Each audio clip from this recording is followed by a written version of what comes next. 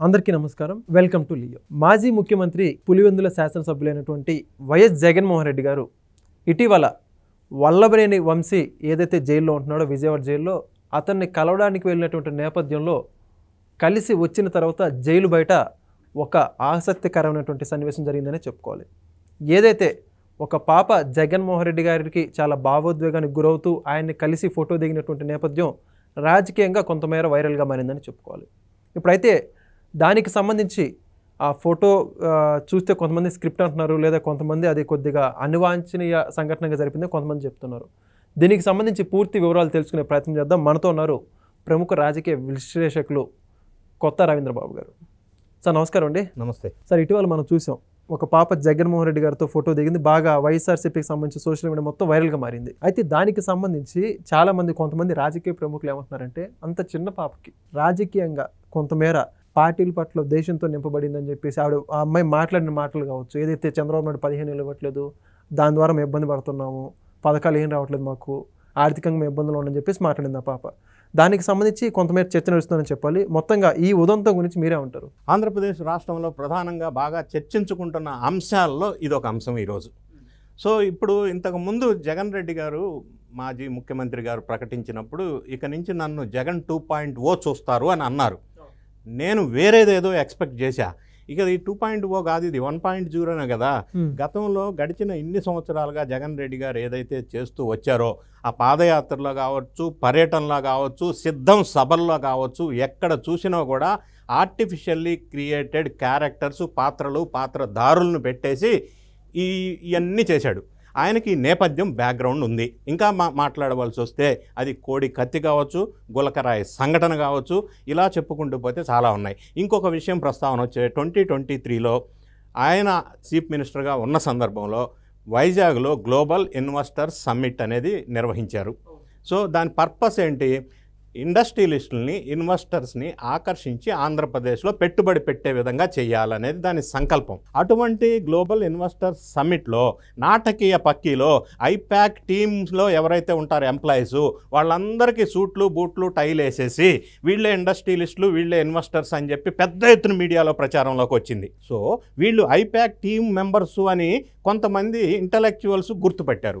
గుర్తుపట్టడానికి జరిగిన సంఘటన ఒక్కసారి మనం బ్యాక్గ్రౌండ్ వెళ్ళినట్టయితే ఆ ఇన్వెస్టర్ సమ్మిట్ అయిన తర్వాత లంచ్లో ఏదో కొట్టుకున్నారంట. సో ఇదేంది ఇట్లా తేడా ఉందని ఒక డౌట్ వచ్చింది. రెండోది, ఇవాళ రేపు టెక్నాలజీ బాగా డెవలప్ అయింది. ఇప్పుడు ఏ మనుషులు, ఏ పాత్రలు, ఏ సంఘటనలో ఉన్నాయి అనేది ఎవరెవరు అన్ని సంఘటనలో అదే మనుషులు, అదే పాత్రలు ఉన్నారా లేదా అనేది కూడా ఐడెంటిఫై చేసే టెక్నాలజీ మనకుంది. సో వాళ్ళు ఐపాక్ టీం వాళ్ళు అనేది తెలిసిపోయింది. అది ఫస్ట్ అభాసుపాలు సంఘటన, సిగ్గు వంచుకోవాల్సిన సంఘటన. సో ఇన్వెస్టర్ సమ్మిట్ ఎన్ని క్రోర్స్ ఖర్చు పెట్టేసేశారు, దాంట్లో ఐపాక్ టీములు పెట్టి పాత్రలు వేపించడం అనేది సిగ్గుమాలిన చర్య కదా. సో ఈ నేపథ్యం ఆయనకు ఉంది, బ్యాక్గ్రౌండ్ అనేది వాస్తవం, ఎస్టాబ్లిష్డ్ ఫ్యాక్ట్. ఇక్కడి నుంచి మనం బేస్ కథకి నిన్నటి దగ్గరకు వద్దాం. వల్లభనేని వంశీ జైల్లో ఉన్నప్పుడు యథావిధిగా పర్యటన యాత్ర పెట్టుకున్నాడు. పర్యటనకి వెళ్ళినప్పుడు సరే జైలు నుంచి బయటకు వచ్చాడు. వచ్చిన తర్వాత మీరు ప్రస్తావించినట్టుగా ఒక చెప్పుకోగలిగిన విచిత్రమైన సంఘటన ఒకటి జరిగింది. ఆ సంఘటనని నిష్పక్షపాతంగా మనం విశ్లేషణ చేసే ప్రయత్నం చేద్దాం, పార్టీలకు అతీతంగా. ఇప్పుడు ఆ చిన్న పాప, ఏది 8th క్లాస్ చదువుతున్న ఒక చిన్న పాప, ఆ పాపకి అభం శుభం తెలియదు. వాస్తవంగా ఆ అమ్మాయిని ఏమి అనటానికి లేదు, ఆ అమ్మాయిని బ్యాడ్గా కూడా ఎవరు కామెంట్ చేయకూడదు. ఆ పాత్ర వీళ్ళు ఆ సీన్లో పెట్టారు, ఆమె పాత్ర ద్వారా యాక్టింగ్ చేపించారు అనేది బాధాకరమైన విషయం. ఆ విజువల్స్ మీరు ఒక్కసారి ప్లే చేసి చూడండి. ఆమె ఏడుస్తూ ఉంది, పైకి లేచినప్పుడు ఏడుస్తూ ఉంది. ఎందుకు ఏడుస్తుందో తెలియలా. నేను ఆ విజువల్ చూసి ఏమనుకున్నానంటే, ఇంత రష్లో నన్ను తీసుకొచ్చి ఇంత ఇబ్బందికి గురి చేసి త్రొక్కిసలాట్లో నన్ను ఎందుకు తీసుకొచ్చారు బాబో అని ఏడుస్తుందామని నేను అనుకున్నా. ఆ తర్వాత జగన్ మామయ్య స్టేజీ పై నుంచి ఇట్లా అన్నాడు. జగన్ మామయ్య దగ్గరికి వెళ్ళింది, వెళ్ళగానే ఏడు పాపేసినాక సెల్ఫీ తీసుకుంది. సెల్ఫీ తీసుకున్నా మళ్ళీ వెనక్కి వచ్చేసి వాళ్ళ తండ్రి దగ్గరికి వెళ్ళింది. ఇది విజువల్. ఇందులో సందేహంగా ఉన్న అంశాలు. పాయింట్ నెంబర్ 1, ఆ విజువల్ మీరు ఒక్కసారి గమనించండి. ఈ పాప ఒక్కటే ఎందుకు ఏడుస్తుందో తెలియకుండా ఏడుస్తుంది. ఆ పాప చుట్టుపక్కల ఉన్న పాత్రలు ఉన్నారు కదా, వాళ్ళందరూ నవ్వుతూ ఉన్నారు. How it is possible? ఇప్పుడు ఆ పాప ఏడుస్తూ ఉంటే మిగతా చుట్టుపక్కల ఉన్న వాళ్ళ తండ్రితో సహా, తండ్రిగా చెప్పబడుతున్న పాత్రతో సహా మిగతా వాళ్ళు మొత్తం నవ్వుతూ ఉన్నారు. ఎందుకు నవ్వుతున్నారు? సింక్ అవట్లా సీను. రెండోది, ఆ పాప వచ్చేసి జగన్ మామయ్య దగ్గరికి వచ్చేసి అమ్మ ఒడి ఇవ్వట్లేదు అని ఆ విజువల్లో లేదు. తర్వాత నీలి మీడియా వాళ్ళు, పక్షి పేపర్ వాళ్ళు ఆమెతో ఏదన్నా మాట్లాడిపించి ఉండవచ్చు. అయితే ఇక్కడ అంశం ఏంటంటే అమ్మఒడి ఇవ్వలేదు, నాకు ఇబ్బంది పడుతున్నాను అని చెప్పింది ఆ పాప అంటున్నారు కదా. మనకి వెలుగులోకి వచ్చినాయి వాస్తవాలు. ఆ పాప చదువుతుంది ఎక్కడ? విజయవాడలో అతి ప్రతిష్టాత్మకమైన corporate school Ravindra Bharathi school, అందులో చదువుతుంది. అందులో ఫీజులు ఎంత ఉంటాయో నేను చెప్పక్కర్లా, అందరికీ తెలుసు. 1,00,000 2 లక్షల ఫీజులు ఉంటాయి. First point. సెకండ్ పాయింట్, తండ్రిగా చెప్పబడుతున్న వ్యక్తిని ఎంక్వైరీ చేస్తే తెలిసింది ఏంటి? ఆయనకు ఒక గోల్డ్ షాప్ బిజినెస్ ఉందని తెలిసింది. ఆమె తల్లి ఎవరైతే ఉన్నారో ఆమె ఒక ఎంప్లాయీ అని చెప్తున్నారు. సో వీళ్ళు బీపీఎల్ ఫ్యామిలీకి వస్తారా? వీళ్ళకి అమ్మఒడి వర్తిస్తుందా? రెండోది, అమ్మఒడి ఇవ్వలేదు, రాలేదని అనుకుందాం. ఈ పాప ఎందుకు ఏడుస్తుంది? అమ్మఒడి ఇవ్వలేదు నాకు అని. ఏడిస్తే గీడిస్తే వాళ్ళ తల్లిదండ్రులు కదా ఏడవాలా, పే చేసేది వాళ్ళు కదా, రాలేదని చెప్పాల్సింది వాళ్ళు కదా. ఈ పాప ఎందుకు ఏడుస్తూ చెప్తుంది? ఆమెకి ఏం తెలుసు అని? అమ్మఒడి వచ్చిందా రాలేదా, మా నాయనకి ఇంత ఉందా, ఆస్తి ఉందా లేదా, బీపీఎల్ ఫ్యామిలీయా లేదా, ఆ పాపకి తెలిసే అవకాశం ఉందా? లేదు కదా. మరి ఎక్కడ ఇవన్నీ ఆర్టిఫిషియల్గా క్రియేట్ చేయబడినాయి అనడానికి ఇంకొక ఎగ్జాంపుల్, అనుమానాస్పదమైన ఎగ్జాంపుల్. అప్పటి వరకు ఎన్ని కెమెరాలు ఉన్నాయి? ఈ సంఘటన ఎప్పుడైతే పాప ఏడుస్తూ కనిపించిందో 360 degrees 10 కెమెరాలు వచ్చినాయి. ఎక్కడి నుంచి వచ్చినాయి? All of a sudden. మూడో అంశం, అమ్మఒడి రాలేదు. దాని గురించి వాళ్ళు జైల్లో జగన్ మామయ్యని కలవటానికి ఆ పాపను తీసుకొచ్చారు. ఇట్ ఈజ్ ఓకే, ఒప్పుకుందాం కొద్దిసేపు. Let us accept it for the time being. ఇక్కడికి ఎందుకు రావాలా? Is it the place? Is it the right time? ఆయనతో విన్నవించుకోవడానికి, అమ్మఒడి రాలేదని చెప్పడానికి జైలు దగ్గర జగన్ ఒక ఖైదీని, రిమాండ్ ఖైదీని కలవటానికి వస్తే అక్కడికి వెళ్ళి చెప్పుకోవాల్సిన అవసరం ఏంటి? జగన్ రెడ్డి గారి పార్టీ ఆఫీస్కి వెళ్ళి చెప్పుకోకూడదా?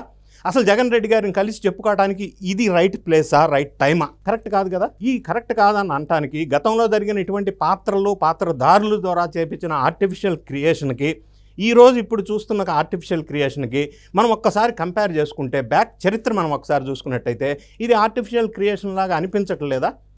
ఆ ప్లేస్లోకి వచ్చి ఎందుకు చెప్పుకోవాలి? వాళ్ళ పార్టీ ఆఫీస్కో ఇంకో దగ్గరికి వెళ్ళి చెప్పుకోవచ్చు కదా. సో ఒకటి.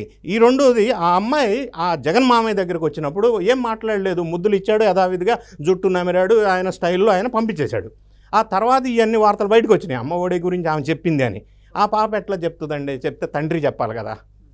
సో ఇవన్నీ అంశాలను మనం ఒకసారి పరిశీలించినట్టయితే, ఒక అక్రమ కేసులో ఇరుక్కున్న, ఒక రిమాండ్లో ఉన్న ఒక ఖైదీని కలవటానికి ఈయన యాత్రలు చేయాల్సిన అవసరం ఉందే అసలు? ఫస్ట్ ఆఫ్ ఆల్ సరే ఉంది, వచ్చిన తర్వాత యాత్ర అయిపోయిన తర్వాత బయట ఇటువంటి సీన్లు పెట్టించేసి ఆర్టిస్టుల చేత క్రియేట్ చేయాల్సిన అవసరం ఉందా? మూడోది, ఇష్యూస్ ఉన్నాయి, సమస్యలు ఉన్నాయి.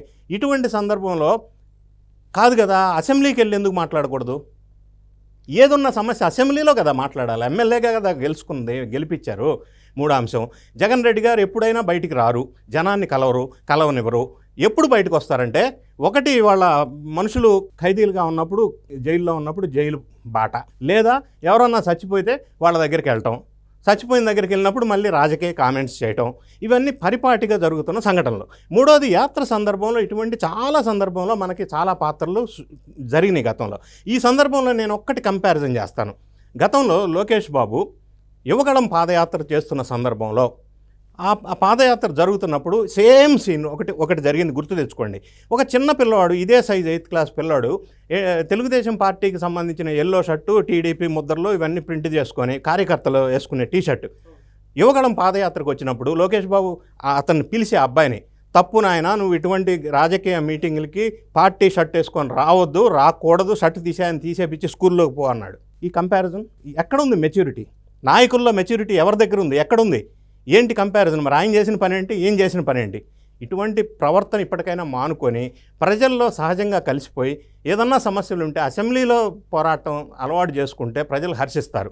ఇటువంటి ఆర్టిఫిషియల్ క్రియేటెడ్ ఫ్యాబ్రికేటెడ్ సీన్స్ చూసినప్పుడు జగన్ 2.0 అని దీన్ని అంటారో ఏమో నాకు తెలియదు. ఇది ఇప్పటికైనా మానుకొని ఆయన రియలిస్టిక్గా పొలిటీషియన్గా మారుతాడు అన్న ఆశిద్దాం. చూద్దాం సార్. దీనికి సంబంధించి మరి వైఎస్ఆర్సీ పార్టీగా వచ్చి ఇలాంటి స్క్రిప్ట్ రానున్న రోజులు మరిన్ని వస్తాయో లేదో చూద్దాం. Thank you. Please subscribe to Leo news for more videos.